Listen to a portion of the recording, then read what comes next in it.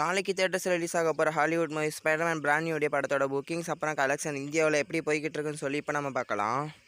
First இந்தியாவில் advance bookings பார்த்தோம்னா தமிழ்நாட்டில் மட்டுமே 1.85 crores, ஆந்திர பிரதேஷ் தெலுங்கானாவில் 3.95 crores, கர்நாடகாவில் 3.75 crores, கேரளாவில் 2.59 crores. இதை தாண்டி ரெஸ்ட் ஆஃப் இந்தியா அதாவது ஹிந்தி பில்டெல்லாம் சேர்த்து 20.77 crores. ஸோ டோட்டலாக இந்தியாவில் மட்டும் 34 crores கிட்டக்க இப்போவே அட்வான்ஸ் புக்கிங்ஸில் கலெக்ட் பண்ணி வச்சிருக்கு. ஸோ இன்னும் இன்றைக்கி 4 பூரா டைம் இருக்குது.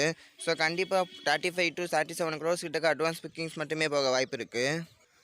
அப்படின்னா இந்த அட்வான்ஸ் புக்கிங்ஸ் வச்சு பார்த்தோம்னா ஃபைனல் கிராஸ் கலெக்ஷன் டே 1ல் இந்தியாவில் மட்டுமே 65 to 70 crores கலெக்ஷன் வர வாய்ப்பு இருக்குது.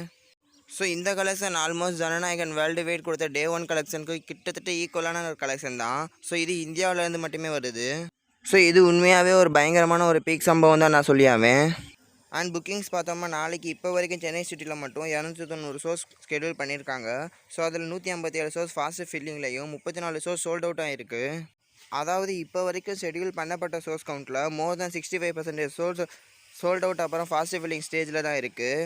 ஸோ நாளைக்கு சென்னை சிட்டியை பொறுத்த வரைக்கும் ஒரு மொரட்ட பெர்ஃபார்மன்ஸை இந்த ஸ்பைடர்மேன் பிராண்ட் நியூ டே பண்ண போகுது. அதே நம்ம தளபதி விஜயோட ஜனநாயகன் எடுத்துக்கிட்டோம்னா நாளைக்கு டோட்டலாக சென்னை சிட்டியில் மட்டும் 550 ஷோஸ் கிட்டக்க ஸ்கெடியூல் பண்ணியிருக்காங்க. அதில் ஒரு ஷோ கூட சோல்ட் அவுட் கிடையாது. ஸோ 32 ஷோஸ் ஃபாஸ்ட் ஃபில்லிங்கில் போய்கிட்டு இருக்கு.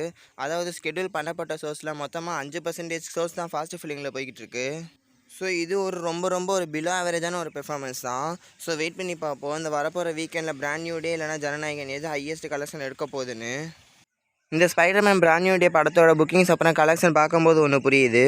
ஸோ இந்த இயரில் ஹையஸ்ட் கலெக்ஷன் கொடுத்துருக்க ஒரு ஹாலிவுட் மூவினா அது ஒடிசி தான். அது இந்தியாவில் மட்டுமே 160 கோடி கிட்ட கலெக்ஷன் கொடுத்துருக்கு இப்போ வரைக்கும். ஸோ அந்த படத்தோட ரெக்கார்டெல்லாம் இது ஃபஸ்ட்டு வீக்கெண்ட்லேயே கிராஸ் பண்ணி போயிடும் போல். அதுவே இல்லாமல் இந்த படமே இந்த அளவுக்கு ஒரு பெர்ஃபார்மன்ஸ் பண்ணிக்கிட்டு இருக்குன்னா அது டிசம்பர் மந்த் ரிலீஸ் ஆக போகிற அவெஞ்சர்ஸ் டூம்ஸ்டேலாம் என்ன மாதிரியான பெர்ஃபார்மன்ஸ் இந்தியாவில் பண்ண போகுதுன்னு நான் ஈகராக வெயிட் பண்ணிக்கிட்டு இருக்கேன்.